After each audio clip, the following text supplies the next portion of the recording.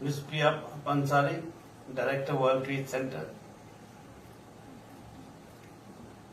Doctor Jitendra Agarwal, founder तथा CEO Sarthak एवं secretary general National Olympic Association of India. Secretary to the Governor and the Joint Secretary, Sri Siddharth Kak, Advisory Member, Sarthak Educational Trust.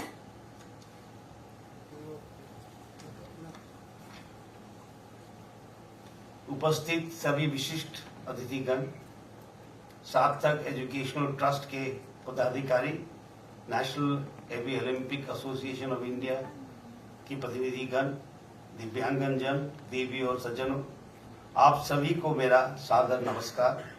सर्वप्रथम मैं सार्थक educational trust के 18वें स्थापना दिवस पर संस्था के तथा आप सभी को हार्दिक बधाई देता हूं।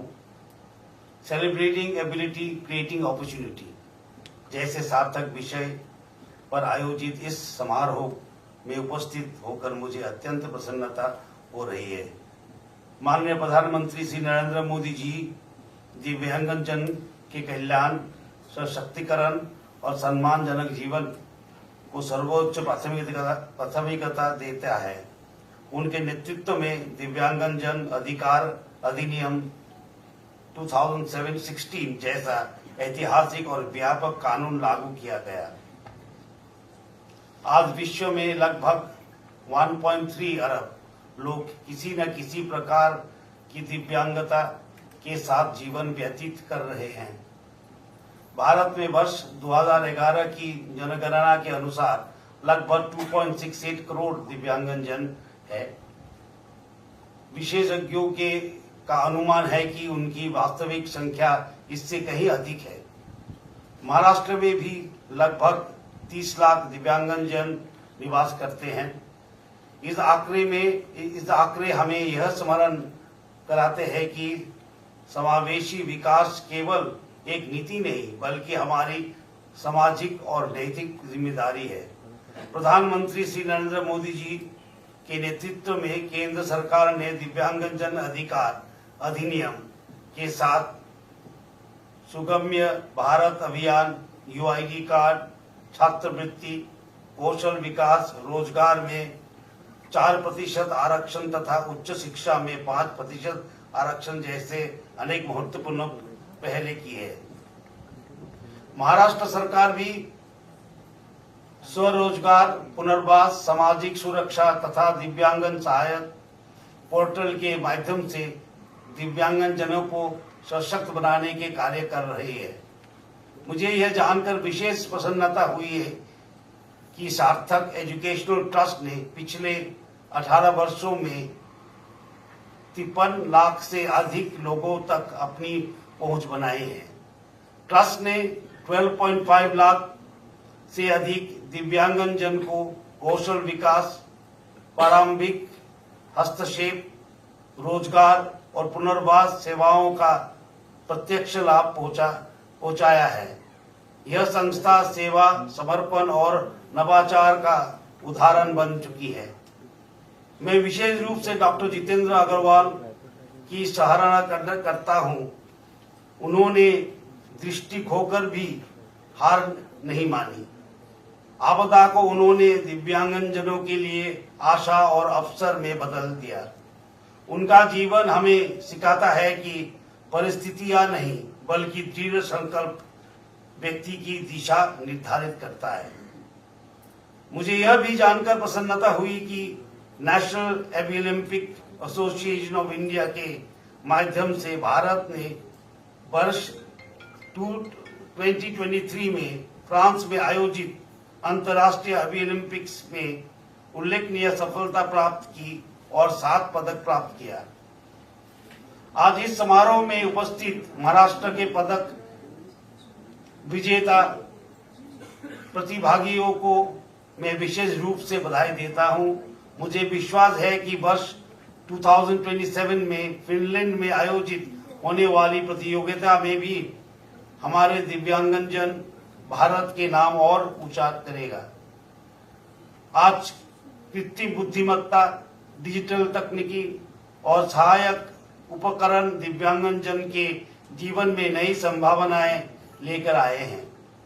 हमें ऐसी व्यवस्था विकसित करनी होगी जिसमें दिव्यांगता केवल थोड़ी सी असुविधा के रूप में देखी जाए। हमारा दृष्टिकोण कल्याण में आगे बढ़कर सशक्तिकरण का होना चाहिए। मैं कॉर्पोरेट शैक्षणिक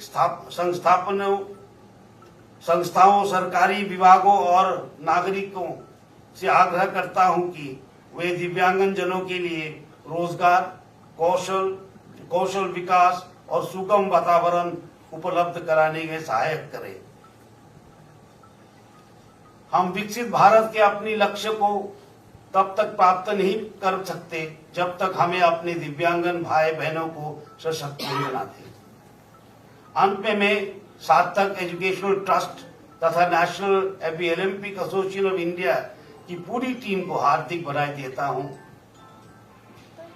और it is indeed very nice to be here, and it's a great feeling that we are participating in a program of empowerment.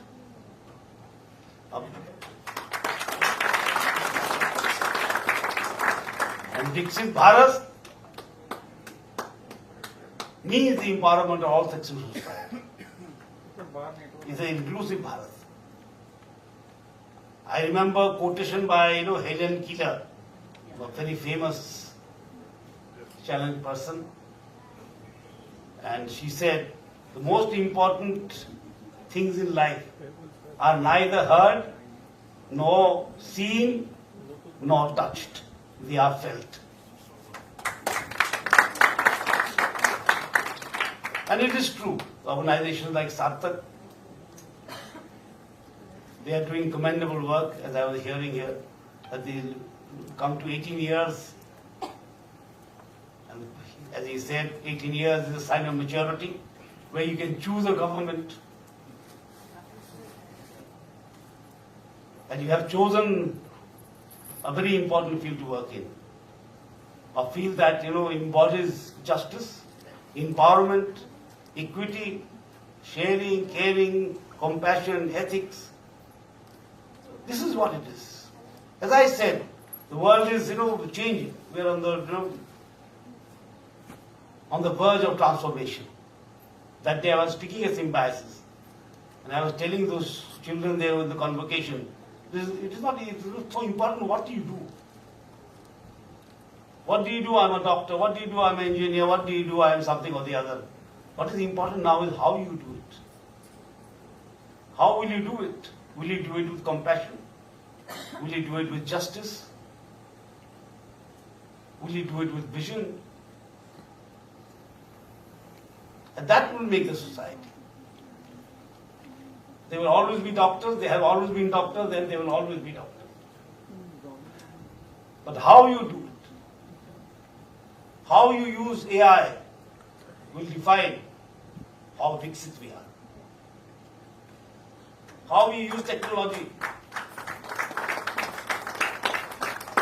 to enable even the weakest person will define a Viksit Bharat. So I wish Sarthak all the best, and I can see that you are on the way of, establishing a international institution, a world university, and I hope it comes up soon, and I would like to visit it once it comes up. It will be a great milestone. It will be a great milestone, and I wish the organization all the best. And Siddharth Ji was there in the Lok Bhavan. He actually insisted that I came. So I must thank him for being able to be here and share this afternoon with you all. And you have said very kind words about me. I'm not a very good poet. I just write what I feel. And I just write what I feel, and that is important, I think, to get across. And everyone has a poetry in their heart. Some can express it, some don't. Your family is a leader in the arts. Everyone has a song in their heart. Some sing it loud, some sing it quiet. So I wish Sarthak all the best, and may you go on, carry on, and and someone presented me Bhagavad Gita. I'm very happy. It is one that does not perish. Bhagavad Gita says, "Nainam chittanti shastrani, nainam dehati papaka, na kledanti tapo, na shrochati marta." It says that no, it is neither destroyed by weapons, nor dried up by the sun, nor blown away by the wind. Work always stays. And what you are doing is absolutely glorious work. Thank you so much. Jai Hind. तो 18 वर्षों में जो सार्थक ने अलग अलग दिव्यांग लोगों के लिए जो है हम लोग जो छोटे बच्चे हैं उनके लिए मेडिकल रिहेबिलिटेशन करते हैं, तो उनको 3 सेंटर के माध्यम से करीब जो है करीब 50,000 ऐसे जो छोटे बच्चे थे जो बोर्न विद डिसेबिलिटी थे उनका रिहेबिलिटेशन किया 18 वर्षों में। करीब 1 लाख जो दिव्यांग लोगों को प्रशिक्षण और रोजगार के माध्यम से हमने उनको कॉरपोरेट जॉब्स में लगवाया। और फिर ऐसे ही कुछ 3 डिजिटल सॉल्यूशन, कैब सारथी, रोजगार सारथी और ज्ञान सारथी, उनकी रोजगार सारथी उनकी जॉब्स के लिए, ज्ञान सारथी उनकी ट्रेनिंग और ट्रेनिंग के लिए, और कैब सारथी इंफॉर्मेशन के लिए। और एक हमने ग्लोबल रिसोर्स सेंटर बनाया गुरुग्राम में, जो कि एक तरह से नेशनल इंक्लूसिव हब बन गया है अभी। वहाँ पे जो कंपनियां बच्चों को हायर करना चाहती, जो स्टार्टअप्स उनको इंक्यूबेशन मिल रहा है। तो इस तरह से छोटा सा जर्नी जो सार्थक का 18 वर्षों का रहा, इसमें थोड़ा कंट्रीब्यूशन दिव्यांग जनों के लिए रहा।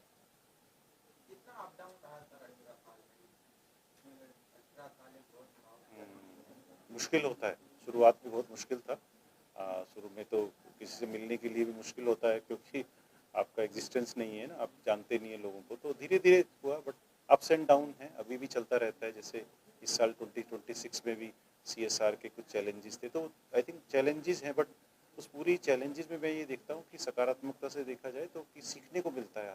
हर बार कुछ झटका लगता है तो कुछ नया कुछ आता है कि ईश्वर कोई सिग्नल दे रहा है आपको। तो वो एक जर्नी जो है, झटका आपको एक अच्छे संदेश के लिए होता है, अच्छे काम के लिए होता है, और उसका एक अच्छा सिग्नल जाता है। तो चैलेंजेस हैं of course, but I think बढ़ते चले जाना है, और कभी गिरेंगे कभी उठेंगे, तो वो एक चीज़ चलती रहेगी। इस तरह से ग्राफ की तरह ऊपर नीचे हो जाता है। आपका जो ग्लोबल रिसोर्स सेंटर, उसके बारे में आप क्या बताना चाहते हैं? एक्चुअली ये इस तरह का इंफ्रास्ट्रक्चर है जो गुरुग्राम में बना, जिसमें 6 फ्लोर का इंफ्रास्ट्रक्चर है। उसमें डायलॉग इन द डार्क एक जर्मन कॉन्सेप्ट है, एबिलिटी म्यूजियम, स्टार्टअप्स के लिए incubation centre, excellence, skill rehab और एम्प्लॉयमेंट भी है। तो ये ऐसा है जिसमें अगर जो भी दिव्यांगजन पेरेंट्स सुन रहे हैं वो विजिट कर सकते हैं, वहाँ पे कंपनियाँ भी विजिट कर सकती है। तो एक इंफ्रास्ट्रक्चर बन गया है जिसमें अब हम लोग अलग अलग तरीके से दिव्यांग बच्चों के लिए, और इवन जो दिव्यांग लोगों को हायर करना चाहते हैं उनके लिए, जो स्टार्टअप्स असिस्टिव टेक्नोलॉजी बना चाहते हैं उनके लिए, और ये पूरे इकोसिस्टम के लिए उन गवर्नमेंट के लोग भी आके ट्रेनिंग लेते हैं उधर कि कैसे दिव्यांग लोगों को अलग अलग तरीके से सर्विसेज प्रोवाइड की जाए। सिद्धार्थ जी से भी पूछिए, सिद्धार्थ जी से। आज का जो इवेंट है इग्निन फाउंडेशन, उसके बारे में आप क्या कहना चाहते हैं? नहीं, एक तरह से एक रिचुअल है ये, हर साल हम होते हैं, पर 18 वर्ष एक इम्पोर्टेंट उम्र होती है किसी की भी बच्चे की, ना किसी की भी लाइफ साइकिल में, तो इम्पोर्टेंट था। और आई थिंक जो हमारे राज्यपाल जी आए और सब बच्चे आए, तो एक मोटिवेशन मिलता है टीम को, एक सेलिब्रेशन रहता है कि जो अचीव किया उसको सेलिब्रेट करें और आगे के लिए नया प्लान बना के आगे बढ़ जाए। सिद्धार्थ जी, आप कुछ ऐड करो। तो देखिए, सार्थक का जो उत्पत्ति हुई एक सोच से हुई कि क्या दिव्यांगजन स्वयं सार्थक, सशक्त एवं अपने लिए अपने पैरों पे खड़ा हो सकता है। तो इस सोच से सार्थक की उत्पत्ति हुई। 18 वर्ष इसलिए महत्वपूर्ण है क्योंकि इन 18 वर्षों में हमने ऐसा समय देखा जब हमसे कोई बात नहीं करता था, कोई मीटिंग्स नहीं मिलती थी, कोई एम्प्लॉयर हमसे मिलने के लिए तैयार नहीं था। हमको दिव्यांग जनों को लेकर के जाना पड़ता था कॉर्पोरेट्स के सामने, उनको बताने के लिए कि ये शायद जो सो कॉल्ड नॉर्मल लोग हैं उनसे भी ज्यादा एबल है। धीरे धीरे करके ऐसा समय आया कि इकोनॉमिक्स चेंज, जो उसका वित्तीय पक्ष है दिव्यांग जनों का, वो बदल गया। कॉर्पोरेट्स ने देखा कि ये दिव्यांग जन ज्यादा प्रोडक्टिव हैं, उनकी एफिशिएंसी ज्यादा है। जो एक होटल में सो कॉल्ड नॉर्मल आदमी 8 से 10 बेड या 10 रूम्स बनाता है, दिव्यांगजन 12 रूम्स बना पाता है। क्यों? क्योंकि वो ना तो कहीं गप्पा गोष्ठी करता है, ना कोई वो फोन पे ज्यादा बात करता है, ना उसके बहुत ज्यादा इधर उधर के शौक होते हैं। दूसरा कि दिव्यांगजनों के लिए एक ही अवसर है, तो इस कारणवश दिव्यांगजन की जो प्रोडक्टिविटी और एफिशिएंसी वो बढ़ी। 18 साल इसलिए महत्वपूर्ण है क्योंकि यहां से हम ऐसा संकल्प ले रहे हैं कि एक सार्थक न होकर के क्या भारतवर्ष में 1000 सार्थक की उत्पत्ति हो। उसके लिए क्या महत्वपूर्ण है? सार्थक ग्लोबल यूनिवर्सिटी, दिव्यांगजनों के लिए ग्लोबल यूनिवर्सिटी, जहां teach the trainer, train the trainer, teach the teacher, ऐसा कॉन्सेप्ट होगा। और जब हमारे पास 1000 सार्थक होंगे तभी 10 से 15 करोड़ दिव्यांगजन जो भारतवर्ष में इस वक्त हैं, उन सबका हम सशक्तिकरण कर पाएंगे। ओलंपिक संडे 2027 जो होने वाला है, उसके प्रिपरेशंस कैसे चल रहे हैं और क्या क्या देख सकते हैं? तो एबिलम्पिक्स में हमने देखा कि एबिलम्पिक्स होता क्या है। पहले मैं आपको ये थोड़ा बता दूं, हम सब ने सुना है ओलंपिक्स, हम सब ने सुना है पैरालंपिक्स। पैरालंपिक्स होता है जहां पे दिव्यांगजन स्पोर्ट्स के लिए लड़ते हैं, लेकिन एबिलम्पिक्स क्या होता है? आपका जो हुनर है, आपके जो स्किल सेट है, उनका global competition. Olympics of skills, हुनर का ओलंपिक्स, वैश्विक स्तर पर, विश्व के स्तर पर। तो जहां पे 30 से 40 देश एक दूसरे के सामने होते हैं और अलग अलग चीजों में वो कॉम्पीट करते हैं, जैसे programming, photo designing, photography, internal external, cooking, उसके अलावा embroidery, crochet, painting, waste recycling, ऐसे तमाम, bakery, food and pastries, serving, तो ऐसे हॉस्पिटैलिटी, ऐसे तमाम कोर्सेज में जो आपके हुनर से आपको आपकी कामयाबी दिलाता है, हुनर से आपको हुनर से आपको धन प्रदान करता है। तो ऐसे एबिलम्पिक्स में हमने 2023 में फ्रांस में भारत को रिप्रेजेंट किया था और जहां पे हमको 7 पदक आए। इस वक्त हमने ऑलरेडी 2 राउंड ऐसे कर लिए हैं जहां पे रीजनल एबिलम्पिक्स, अर्थात ईस्ट, वेस्ट, नॉर्थ, साउथ के जो सबसे उत्कृष्ट बच्चे हैं उनको हमने नेशनल एबिलम्पिक्स में कॉम्पीट किया। उसके जो उत्कृष्ट बच्चे हैं उनको हम ट्रेन कर रहे हैं। इसका एक सेकेंड राउंड हुआ जहां पर रीजनल एबिलम्पिक्स हुए, तत्पश्चात नेशनल एबिलम्पिक्स हुए। तो ऐसे 2 नेशनल एबिलम्पिक्स के जो सबसे उत्तम बच्चे हैं, उनकी जो ट्रेनर्स हैं, उनके जो कोचेज हैं, उनके जो मेंटोर्स हैं, उनको दिन रात तैयार कर रहे हैं। इनका कॉर्पोरेट भी बहुत सारा सपोर्ट कर रहे हैं, जैसे पहले टाटा पावर सपोर्ट करता था, अभी भी करते हैं। होंडा इंडिया ने अब इसमें अपनी मुहिम शुरू की है कि वो भी एबिलम्पिक्स को सपोर्ट करेंगे। तो तैयारी जोर शोर पर है और हमारा प्रयास है कि कम से कम 35 से 50 पदक इस साल भारत के पास आने चाहिए। नहीं, बहुत अच्छा है, जैसे सिद्धार्थ जी ने बताया, आई थिंक उस पर हम लोग अग्रसर हैं और जब मेडल आएंगे तभी इस चीज़ को हम और आगे बढ़ा सकते हैं। तो हमारा पब्लिक अवेयरनेस के लिए आपका क्या मैसेज है? पब्लिक अवेयरनेस के लिए ये कि अभी दिव्यांग बच्चों को का एक के लिए मार्केट खुल गया है। आई थिंक अब हम लोग दिव्यांग बच्चों के लिए रोजगार भी अवेलेबल है। तो जो भी पब्लिक है, जो आम आदमी है, उसको मेरा निवेदन है, उनको कभी दिव्यांगजन मिले या किसी पेरेंट्स के बच्चे हों तो उनको मोटिवेट करें, उनको बताएं सार्थक या इस तरह की और बहुत सारी संस्थाएं जिनको वो ज्वाइन करें, उन स्कीमों को एक्सेस करें ताकि वो अपना जीवन सार्थक बनाए। क्योंकि अब कोई नामुमकिन नहीं रहा या कोई ऐसा चीज़ नहीं है, बस ओनली है कि पब्लिक, आम आदमी को थोड़ी जिम्मेदारी लेनी कि वो भी ये इस काम में कंट्रीब्यूट कर सकता है, इन्फॉर्मेशन शेयर करके, ताकि वो गांव में जो दिव्यांग है, वो जो माँ है, उसको भी एक सपना अपने दिव्यांग बच्चे के लिए मिल सकता है। इसमें बस एक चीज आप और मैं इसमें जोड़ना चाहूंगा कि इसमें सबसे बड़ा दायित्व होता है माता पिता का। माता पिता को हमको उनको जानकारी पहुंचानी है, उनको माता पिता को एक सकारात्मक दृष्टिकोण बनाना है। उनको सिर्फ ये सोचना है कि मेरा बच्चा कर सकता है, मेरा बच्चा सशक्त है, और उसको फिर सार्थक से जोड़ना है, जैसा डॉक्टर अग्रवाल ने भी कहा, और बाकी सारी जितनी तमाम संस्थाएं उनके साथ जोड़ना है और प्रयास करना है कि वो अपने पांवों पे खड़ा हो सके, आर्थिक रूप से, वित्तीय रूप से सशक्त हो सके, और तत्पश्चात उसका जीवन यापन एक सकारात्मक रूप से चलता रहेगा। धन्यवाद।